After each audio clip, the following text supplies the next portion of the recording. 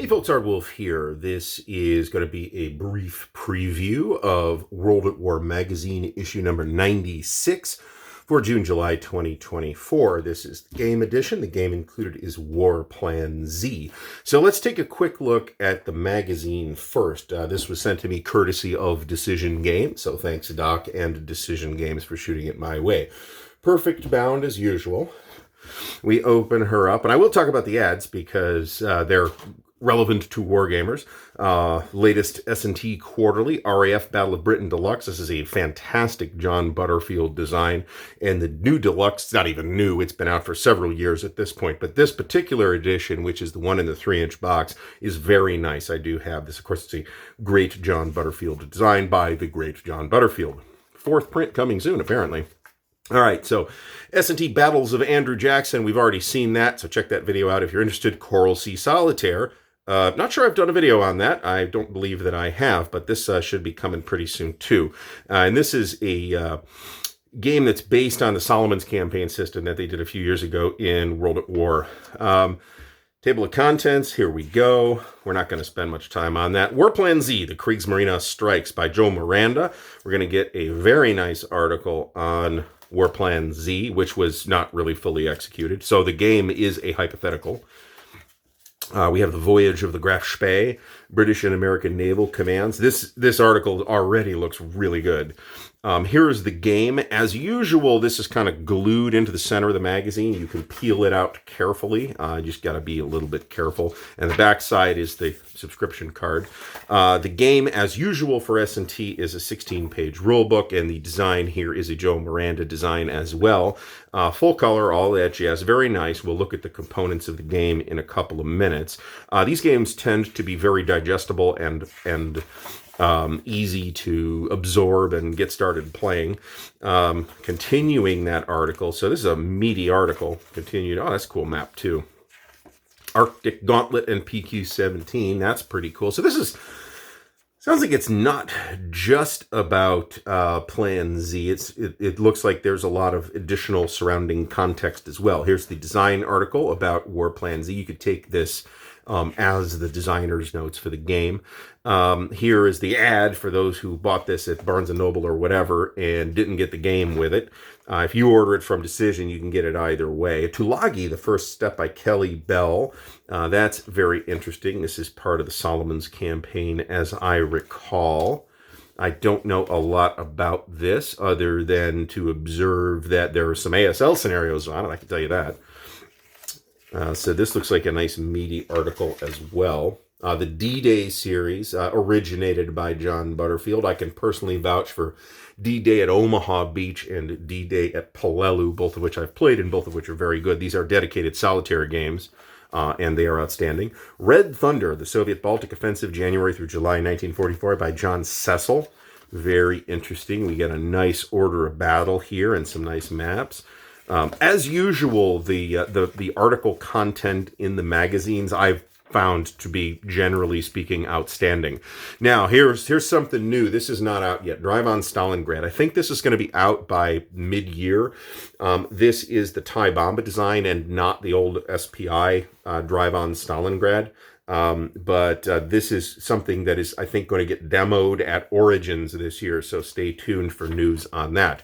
Logistics in the North Africa campaign. Very interesting that this has appeared not too long after Campaign for North Africa has arrived here at Ardwolf's Lair, so this will be very interesting as well. One wonders if there might be a little Richard Berg Easter egg buried in this article somewhere. There might be. And here's Desert Fox Deluxe, the current Decision effort in the North Africa campaign. Now, this has been a pretty divisive game. Some people have a pretty high opinion of it, and others have a lower opinion of it. And there is some things that you need to kind of work through to get it played. Nevertheless, it's a very ambitious game because it covers the entire North Africa campaign from the Western Desert parts to the Torch parts from 1940 to 1943. So it's a really robust game in that respect. Here's the Battles in the East series. Designer Anthony Burkett on these. You've seen unboxings of both of these from me, which were also courtesy of Decision Games. So once again, thanks Decision Games. These are very traditional war game designs. They're very easy to play. Each box does contain basically 2 separate games in them. So these, and they're very nicely produced. And again, check out my unboxings of those. Volumes 3 and 4 are in production. I don't know if they will appear this year or next exactly when they will appear. Let me put it that way. They might be out this year, but I'm not positive that's the case. Game preview. Campaigns in Europe, Volume 2. We talked about this in the unboxing of the last issue of World at War magazine. This is kind of a reimagining of War in Europe in a sort of modular way, so that you're going to see at least 4 games here. They're going to cover a lot of different stuff. The first of which is going to be Drive on Leningrad, then Case Blue. So this part's first, this part's second, this part's third, and then this part's fourth. And those 4 games can be combined you're going to get a pretty good game about a big chunk of World War II. So I'm super excited to see what this looks like when it does arrive. And this is, again, the next 4 issues of World at War magazine. So that's awesome. And then there's, of course, a upcoming issues list here. Observation Post by Vernie Liebel. Commonwealth Occupation of Japan. This is something that a lot of folks, including myself, don't know a lot about. So I'll read that with interest. That continues. The Bulge. I'm not sure what relation. I think this is a redo of an old SPI game, I think. Anybody wants to correct me on that, feel free. Observation Post by Ethan Baker. American Pathfinders, Lifeline to Bastogne. This looks interesting as well, since D-Day and the Normandy campaign are high interests of mine. Saturn Hitler's Alligator. Okay, that's something I didn't know much about. Is this the April Fool? No, it's not the April Fool's issue. And then a thing for Foxconn in Dallas. And there's a website for this now, foxconn.card.co. This is Decision Games' convention. Registration will be open pretty soon. It is going to run 8 to 11 November in Plano, Texas. And I know some people who are going already, who have already staked out their intention to go. So I'll be very interested in seeing some reports from the field when that occurs. That is a busy War Game weekend. It's Veterans Day weekend, so you'd expect there to be War Game convention everywhere. Observation Post by Masej Jonas. Radikov, first shots in the Battle of Dubno. So that looks interesting as well. Here's a previous issue, Baltic Offensive. I've done an unboxing of that as well. Under the Southern Cross by Thomas McKelvey Cleaver is a book review by John D. Burt. Here's either folio or mini Cactus Air Force. That looks like it might be interesting too. And you can get digital versions of the magazine as well. So that's also awesome. And of course, you've seen me talk about Axis Empire's Ultimate Edition already. And I haven't played the whole thing yet, but I have noodled with it, and it's really good so far. And then here's the May deal of the month through the website. Magazine only deal. You can get $8 each for 5 or more magazines. So if you just want the magazines, and again, the magazine's always been really solid. All the way back, pretty much. You can get a deal on that right now. $6 each for 20 or more. So, yeah, your chance to buy back issues. And that is the magazine, which looks great as usual. Let's take a look at the game. Now, the envelope says "do not bend" on it. I hate to tell you this, but the post office bent it anyway.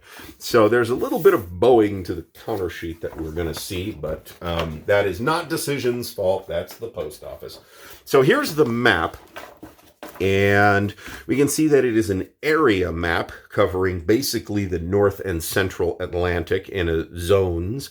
And there's a whole bunch of off-map displays and charts, as is typical for these magazine games, because they'd rather not put player aid cards in the box as well.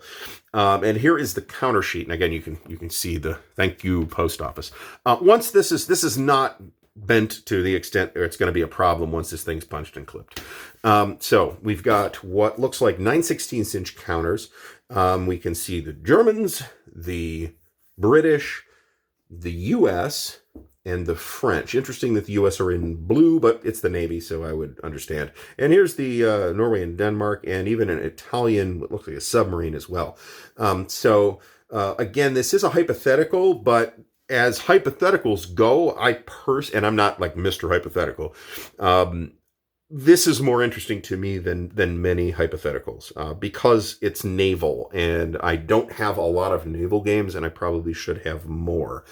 So the game looks promising. It's again a Joe Miranda design. The Joe has done some very fine work over the years. Well, he's done a lot of work, some of it very fine. So this has been a look at issue number 96 of World at War magazine. Thanks for watching. Massive thanks to the patrons of Ardwolf's Lair, whose support and encouragement make what we do at Ardwolf's Lair possible. Thank you, patrons. Links to help support the channel are in the video description, so check out the Patreon, the Ko-Fi, and the merch store where you can get snazzy Ardwolf's Lair t-shirts, drinking vessels, and other cool swag. There is also an affiliate link for Noble Knight Games in the video description. If you buy stuff through that affiliate link, it helps us support the channel with Noble Knight store credit. Thank you, Noble Knight. Until next time, thanks for watching, and happy gaming.